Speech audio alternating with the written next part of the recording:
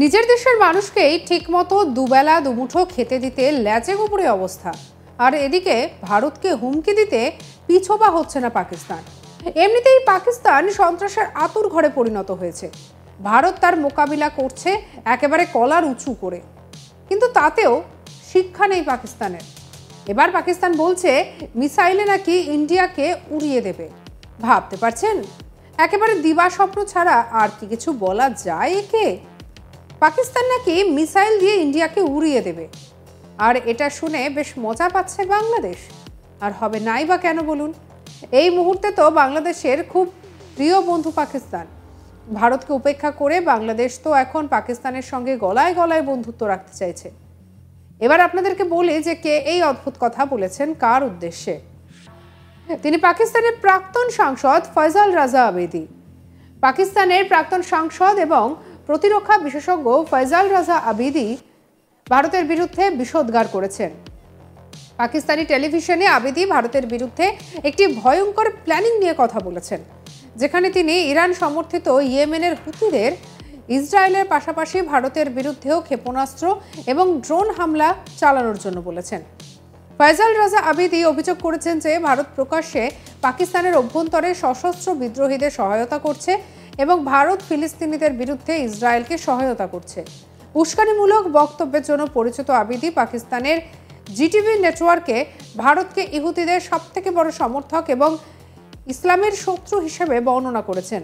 তিনি বলেন, ভারত অস্ত্র পাঠিয়ে গাজায় যুদ্ধ চালিয়ে যেতে ইসরায়েলকে সাহায্য করেছে। আবেদি বলেন, ভারত এবং ইসরায়েল বিশ্বব্যাপী ইসলামের শত্রু।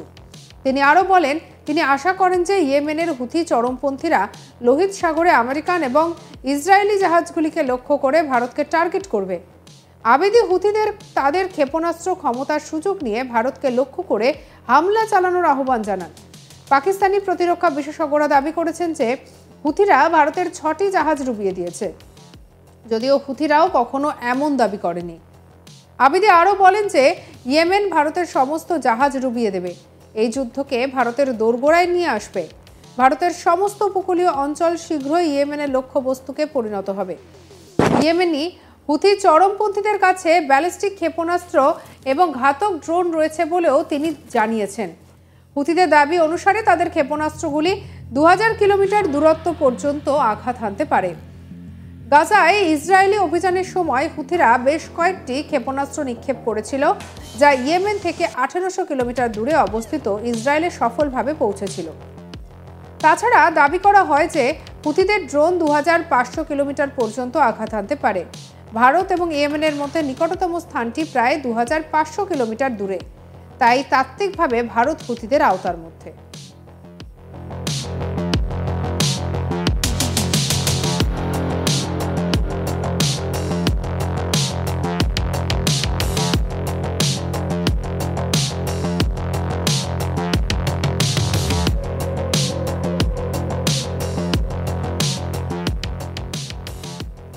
দীর্ঘদিন ধরে লুকিয়ে থাকা হুথি জঙ্গিদের এবার খুঁজে খুঁজে শেষ করবে আমেরিকা।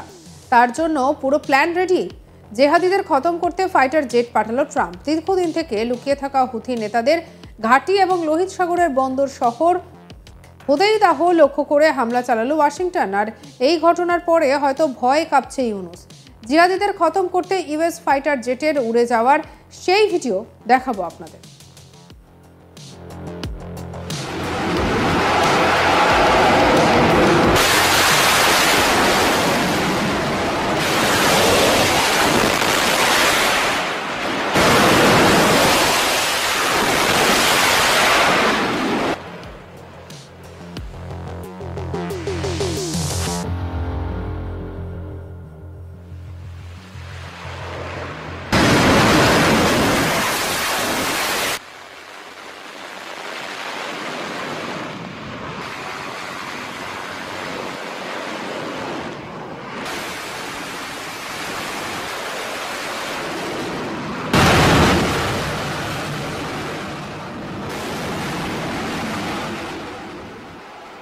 আর এই বিষয়ে পোস্ট করে ইউএস প্রেসিডেন্ট ডোনাল্ড ট্রাম্প লিখেছেন, আমি ইউএস সামরিক বাহিনীকে ইয়েমেনের হুথি সন্ত্রাসীদের বিরুদ্ধে শক্তিশালী সামরিক পদক্ষেপ গ্রহণের নির্দেশ দিয়েছি।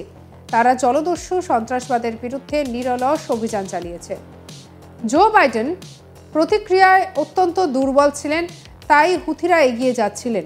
1 বছরেরও বেশি সময় ধরে সুয়েজ খাল, লোহিত সাগর বা এডেন উপসাগর পার হয়ে ইউএস বাণিজ্যিক জাহাজ নিরাপদে যাত্রা করেছে।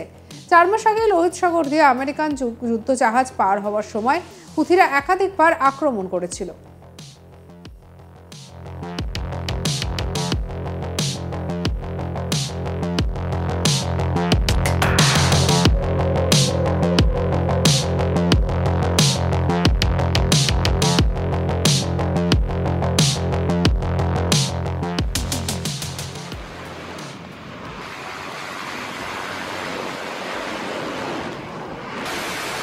সম্প্রতি হুথিদের সঙ্গে আমেরিকান আর্মির লাগাতার যুদ্ধ চলছে।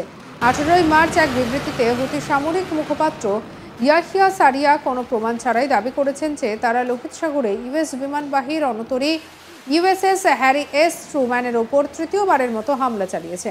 তিনি আরও বলেন যে ইউএস ডেস্ট্রয়ারকে লক্ষ্যবস্তু করা হয়েছে এবং তিনি প্রতিশ্রুতি হিসেবে বলেছেন যে হুথিরা তাদের দেশের বিরুদ্ধে আগ্রাসন বন্ধ না হওয়া পর্যন্ত লোহিত সাগর এবং আরব সাগরের সকল লক্ষ্যবস্তুকে তাদের আক্রমণ চালিয়ে যাবে।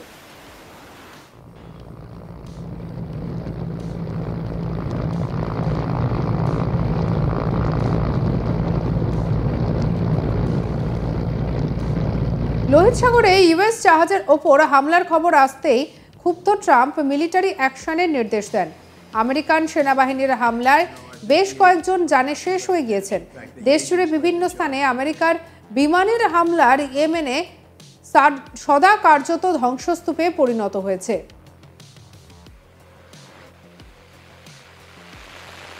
বুলডোজার এবং স্বেচ্ছাসেবকরা জীবিতদের সন্ধানে ধ্বংসস্তূপ পরিষ্কার করার কাজ করছেন।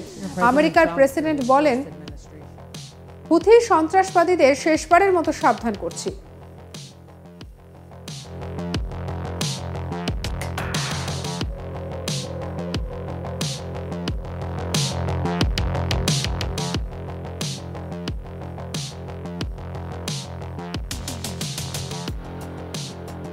আর বিদ্রোহী নেতা আব্দুল মালিক কি বলেছেন শুনবো।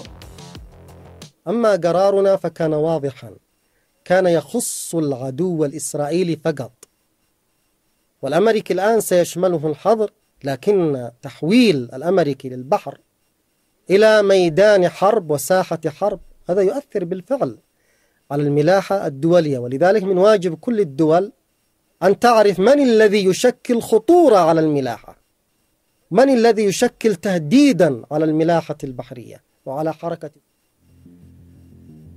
সঙ্গে রাখুন আজ তাক বাংলার ইউটিউব চ্যানেলকে। আরও অন্যান্য খবরের জন্য লাইক করুন, শেয়ার করুন, সাবস্ক্রাইব করুন। আমরা এখন রয়েছি হোয়াটসঅ্যাপে, ফলো করুন, আপডেটেড থাকুন।